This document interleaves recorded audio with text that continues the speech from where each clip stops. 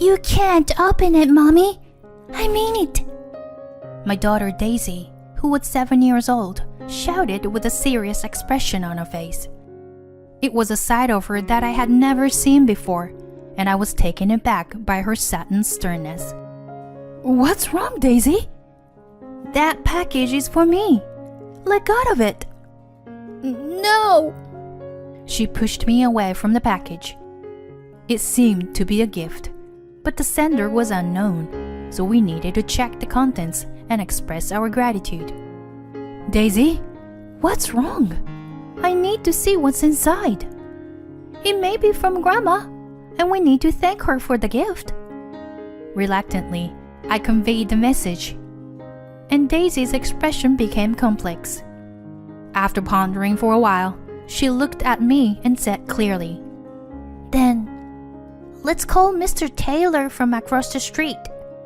It's okay if we open it with the police officer. What? It's coming along quite nicely.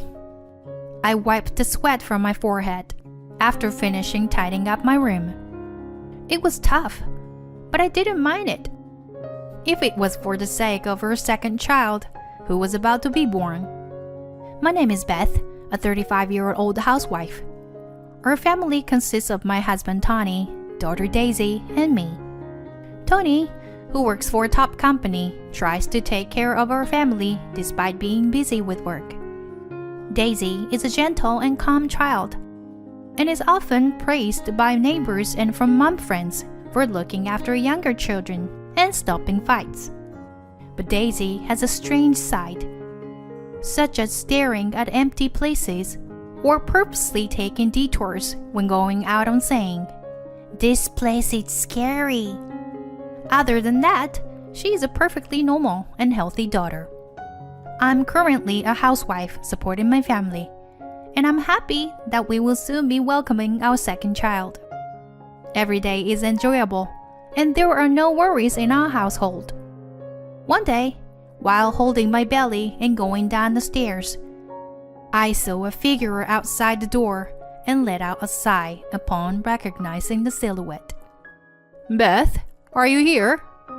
"Yes, I'm coming." My recent worry has been my mother-in-law.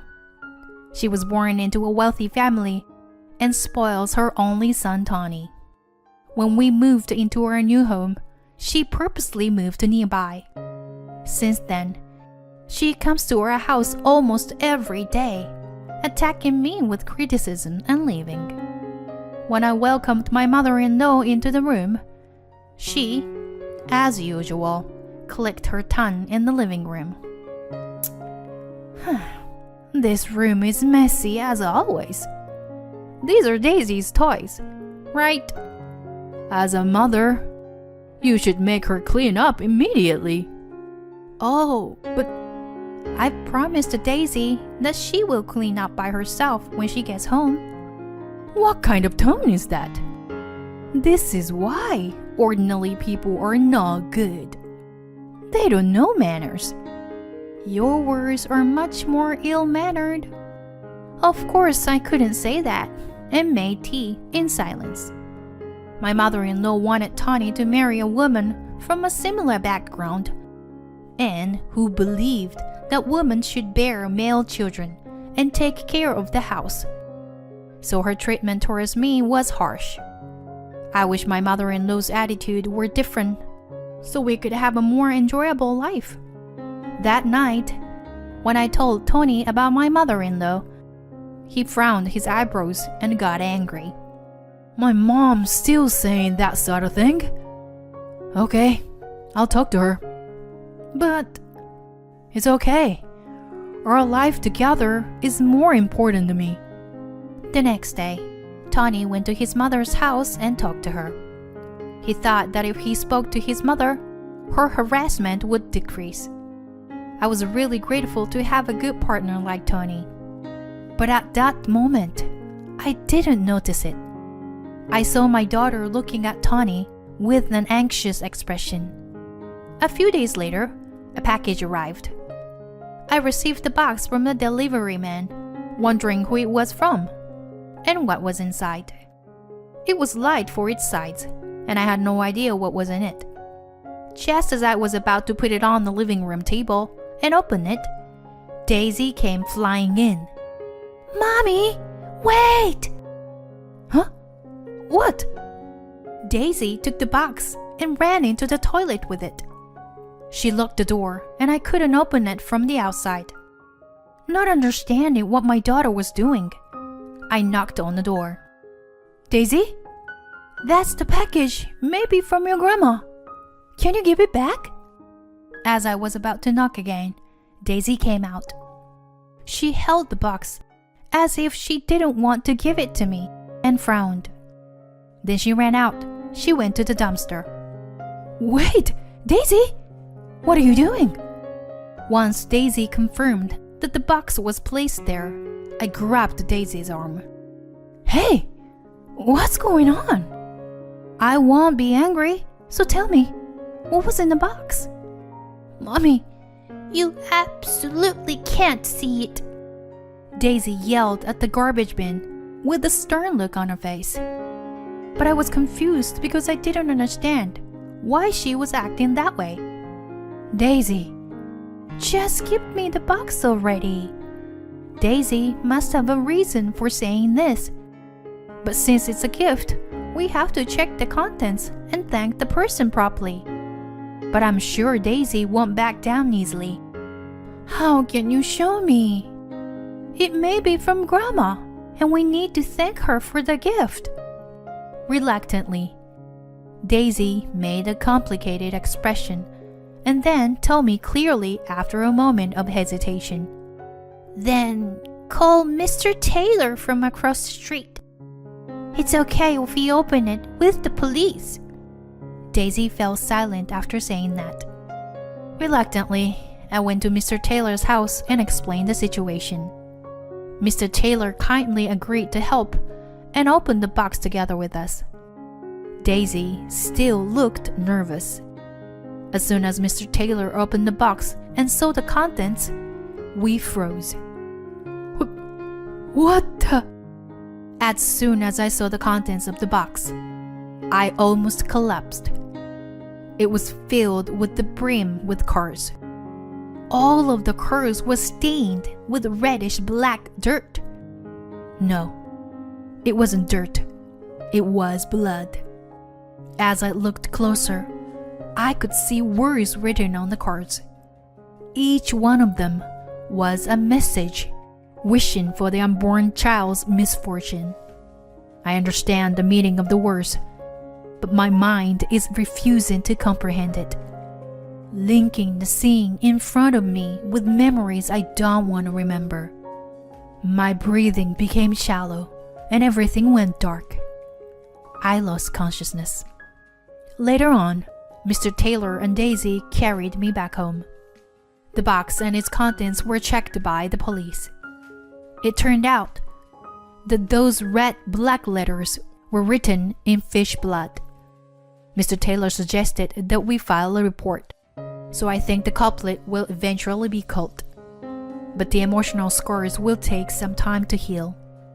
I lay on my bed and thought back to the past. When I was in junior high, someone put a bunch of death threats letter on my desk. I didn't know the reason why.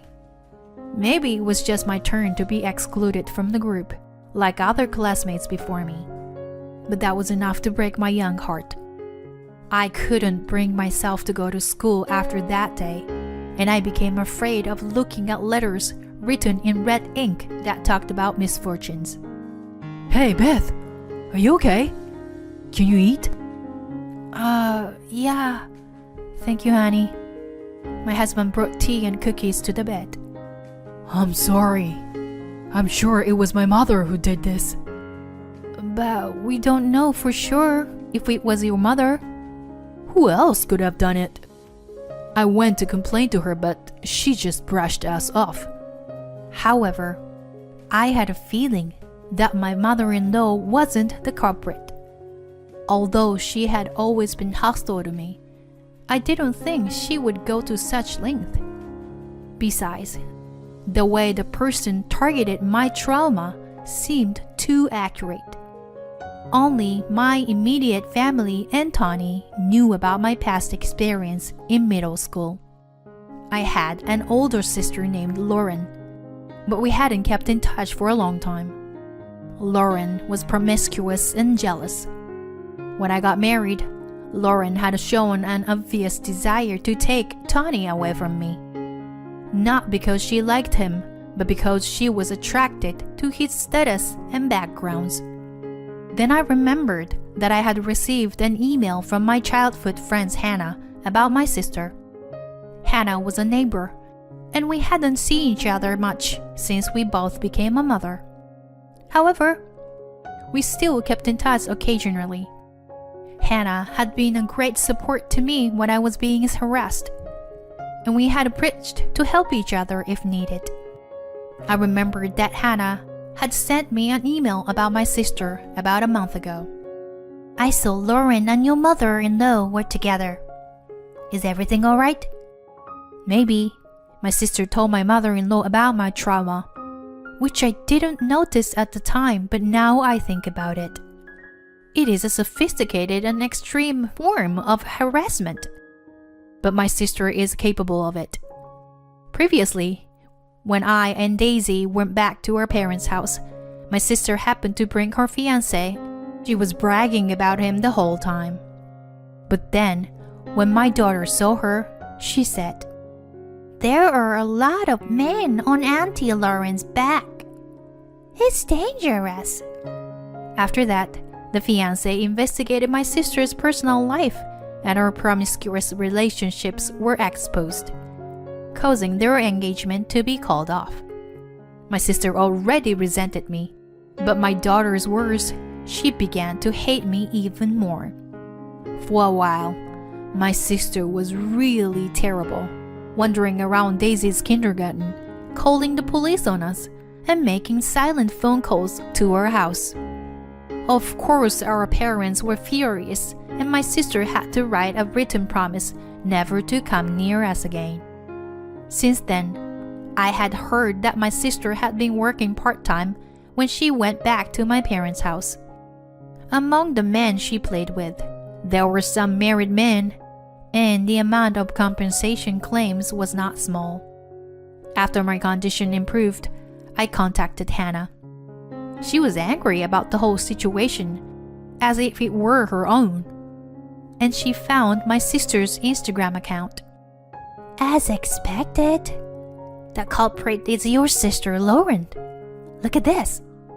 I was about to faint again when she showed me the screen.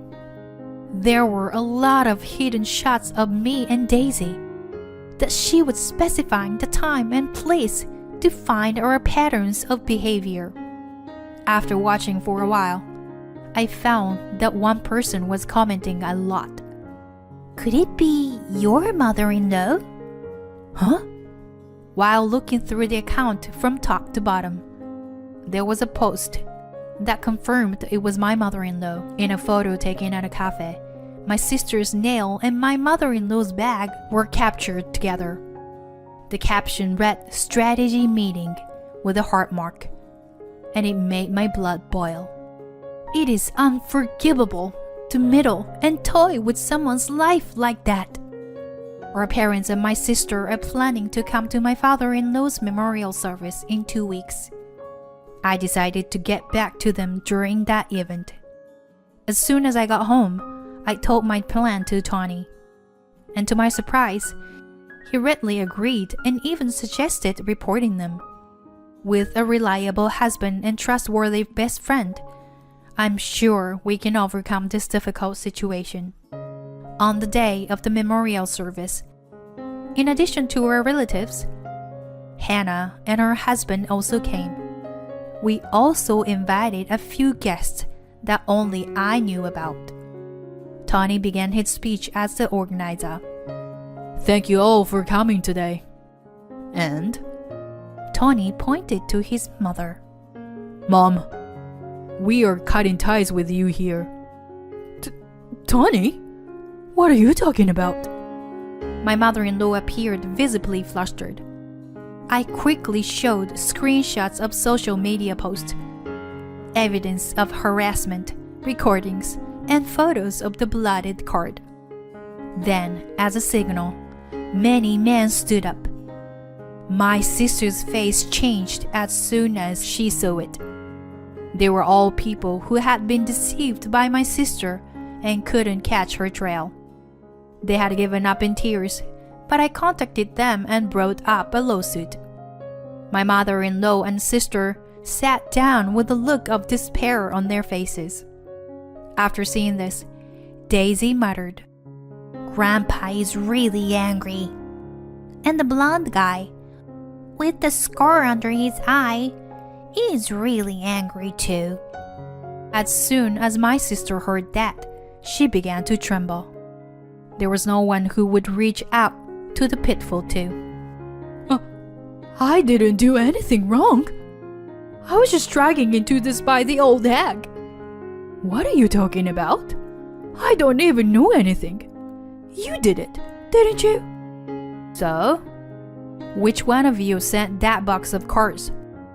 At that moment, Daisy, who had been silent next to me, pointed her finger and began to speak. "It's Dad, right? And Mommy's friend over there." Daisy, what are you saying? Yes, she makes no sense. Children are scary. I almost cried as I saw the two trying to deceive me. I wanted to believe it was all a lie. I didn't want to believe that the two people I trusted the most in the world were conspiring to bring me down. It's okay. I know already. Right, Tony? And Hannah? As a matter of fact, I had received a consultation from Hannah's husband. He had asked me to investigate whether Tony and Hannah were having an affair. I had requested the investigation firm just to calm myself down, even though I couldn't believe it. But the result came out, and until the moment I was shown the evidence of their affair, I still trusted them both. Actually, Daisy also once told me this. "Daddy was playing with fish at night. It was really scary."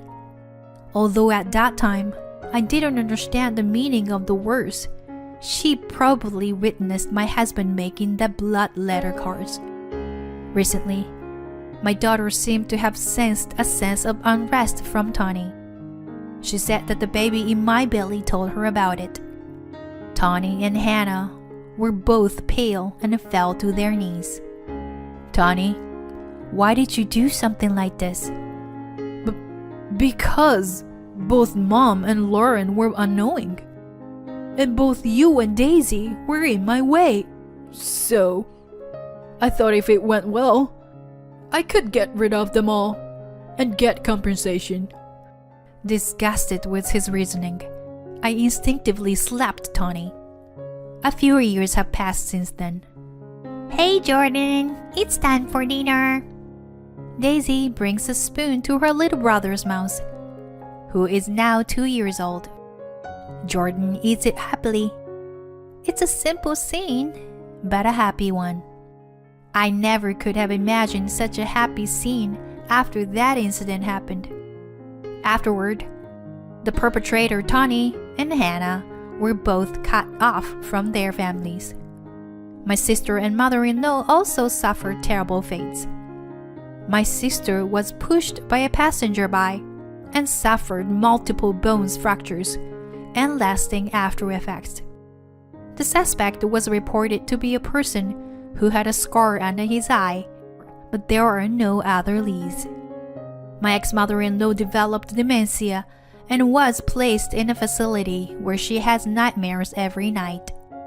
Tony and Hannah eventually broke up, and Hannah is now a reckless, taking out her anger on Tony for not being able to see her child.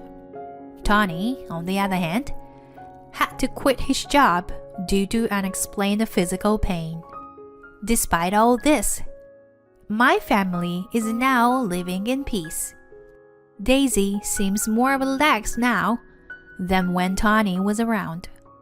She takes care of her little brother every day and is delighted to have him around. One day, I asked my daughter, "Hey, Daisy, can you still see anything strange?" What do you mean, Mom? Daisy tilts her head cutely and then returns to taking care of her baby brother. Her strange ability has disappeared now, but it was something that enabled us to live in peace. Looking at my precious children, I decided to live my life to the fullest without shame.